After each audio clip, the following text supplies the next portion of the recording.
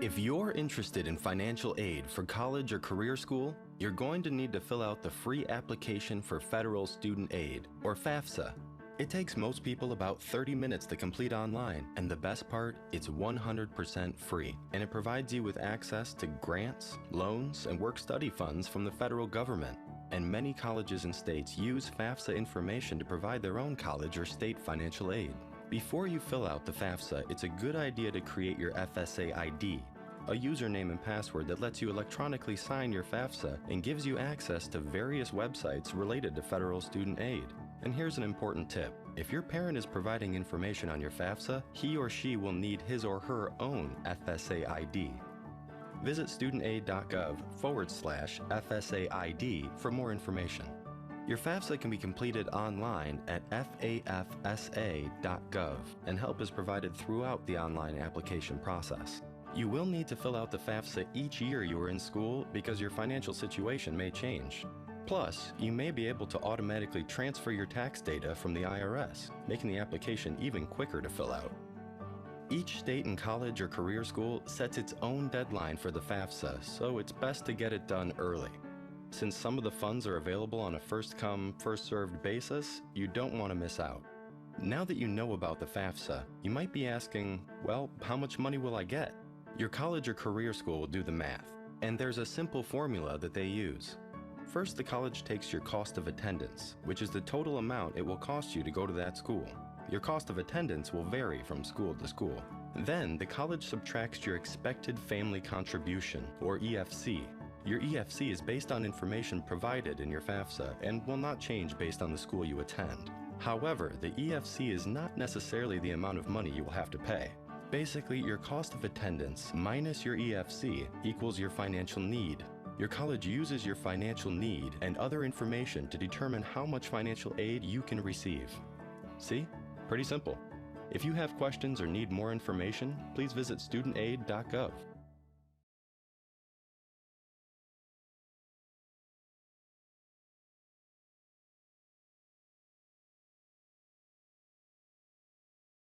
Hi, it's Christina and we're talking test tips.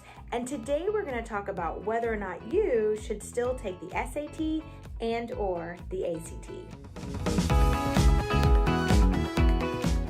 So today we're going to talk about how some colleges and universities are changing their admission requirements. Some are allowing for testing optional applications, and this can create more questions than it actually answers. And the big one being, should you still take the SAT and or the ACT? So I'd like to talk about a cause and effect relationship that I have seen before. So when the Common App was first made available, it was revolutionary. A student could fill out this one form and it was all or most of what you needed to apply to the school. Well, this greatly eased the difficulty for students when it came to applying to multiple schools, and thus students began applying to 3 times as many schools as they had in the past. However, just because it was easier to apply to a school, it did not mean that it was easier to get in. And we are seeing this very similar situation right now. Many schools have reduced their testing requirements and allowed for testing optional application, but this does not mean that it will be easier to get in. Oh no, just because a test score is not required, it does not mean that the school will be easier to get into. So schools are not changing how many students or the quality of students that are admitted. In fact, what we're probably going to see is that the percent admittance goes down. So percent admittance is determined by the total number of students admitted divided by the total number of applicants. So if a school is not admitting more students, but more students are applying, right? Same numerator, but larger and larger denominator, then the percent admittance is going to go down. In other words, the school becomes harder to get into. So what does this mean for you? Well, this means that applying with a test score, even if it's optional, is just one way to distinguish yourself from the other applicants. It provides the school with a fuller picture of you and your academic abilities.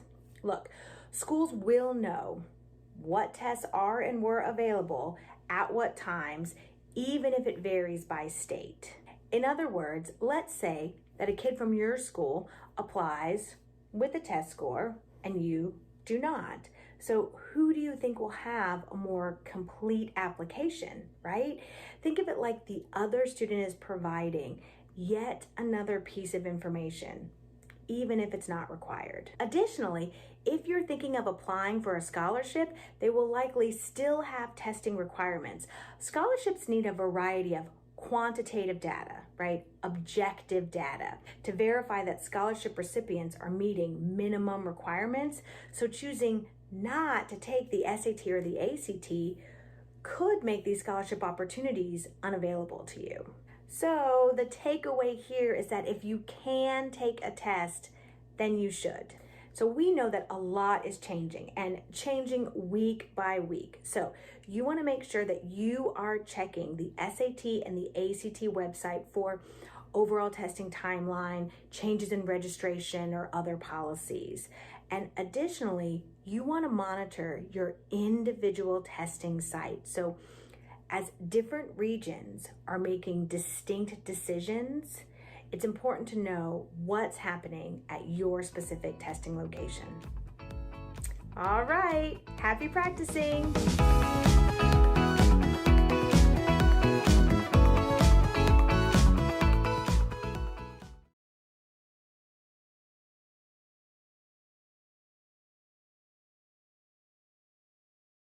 If you need help paying for college or career school, the Office of Federal Student Aid might be your best option.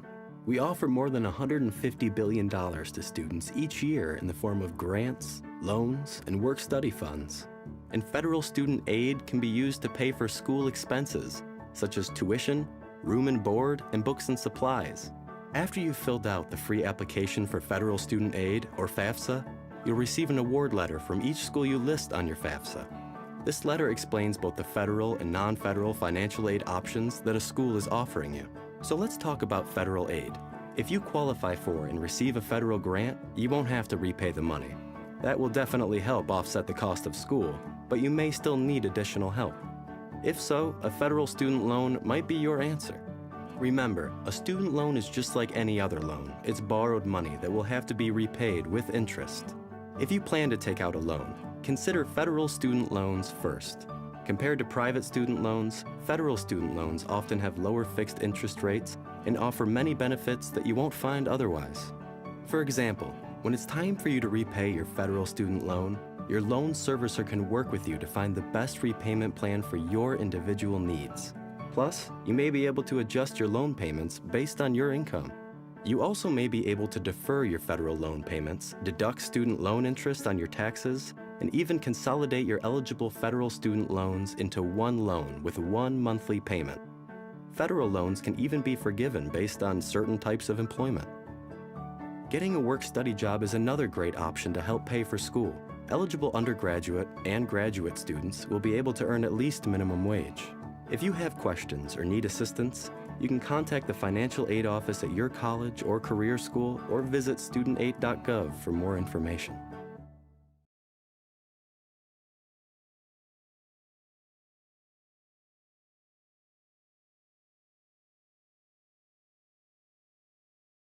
Hey, are you still searching scholarships in Google? That's an okay start, but it will only get you so far. Don't worry though, here are top scholarship sites we recommend and what you should look out for. Remember, many scholarship sites will collect and sell your data and information, so be cautious and mindful of what you're signing up for. All right, here's a list. Number 1, JLV Scholarships. There's no sign up required, it's consistently updated, and has set categories to help you find scholarships you qualify for, like age, college major, grade level, gender, interest, and more. Number 2, FastWebs. You do have to create an account, so be mindful of what you are agreeing to and the information you are sharing. That said, FastWeb is great at matching you with scholarships that you qualify for. Number 3, scholarships.com. You will need to create an account, so again, be mindful of what you agree to. They have a massive database of scholarships and they help match you. Happy scholarship searching. If you need more help, text hello to 335577 or head to getschooled.com. Have you subscribed to our channel yet? Make sure you do so right now. Bye!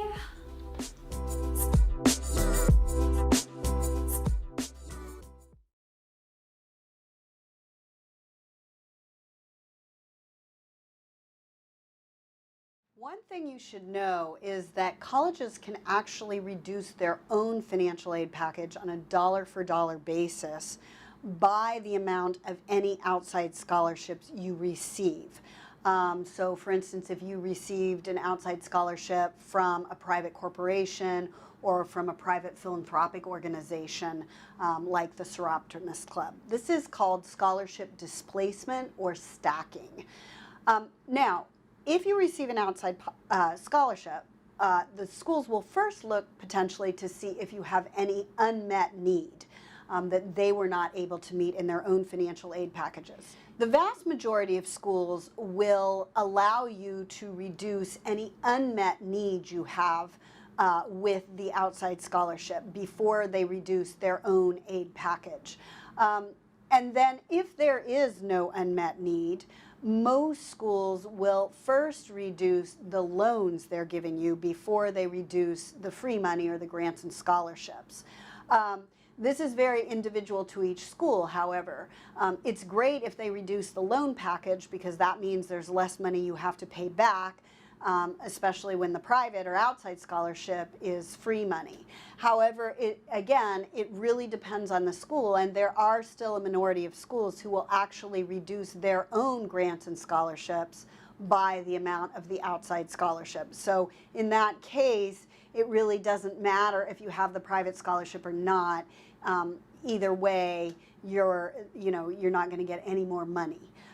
So an example would be, let's say a college gives you a $15,000 grant and a $15,000 loan, and you have a $10,000 outside scholarship from a private corporation.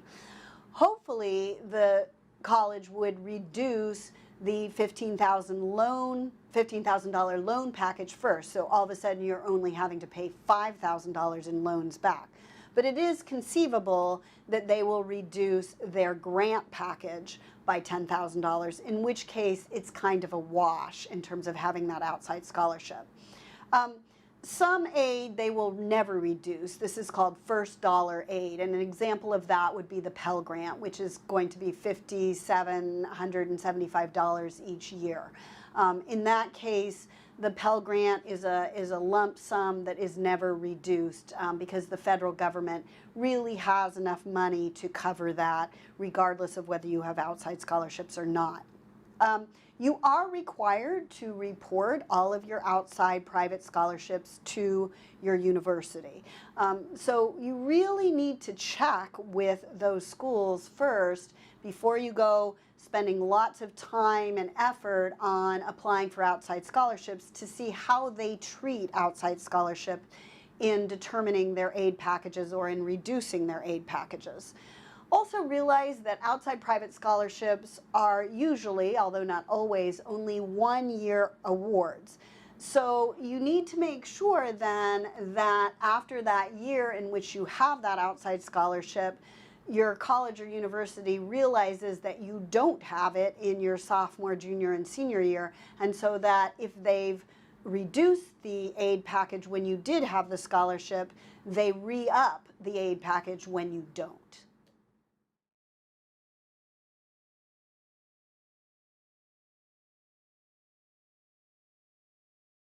College or career school is an important step in achieving your future goals, and there are many financial aid options to consider.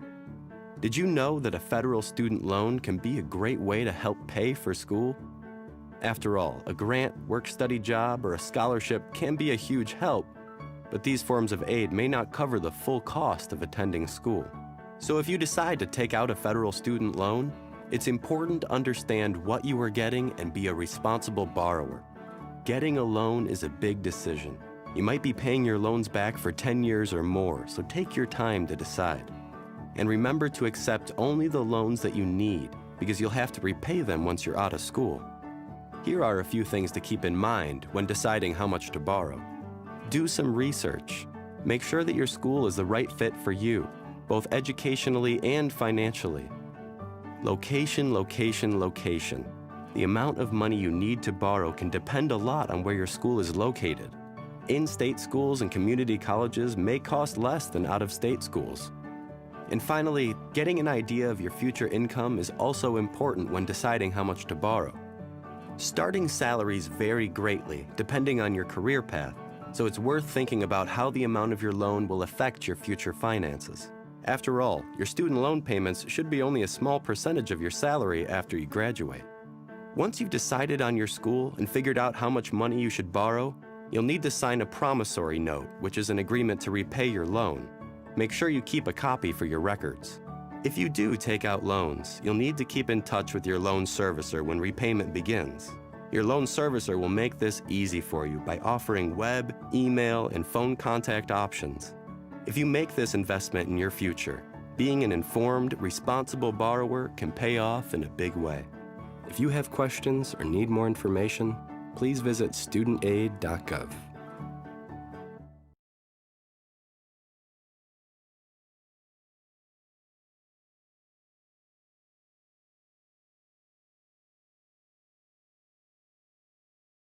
You've heard you need to go to college to be successful, but you also know that college is expensive and maybe you're unsure if 4 years of school is right for you, especially at this moment in time.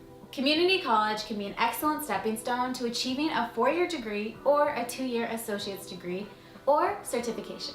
Here are 5 reasons why community college could be a smart option for you. Number 1, you save money. Tuition and fees for courses at community colleges tend to be significantly cheaper than the cost of tuition and expenses at a 4-year university.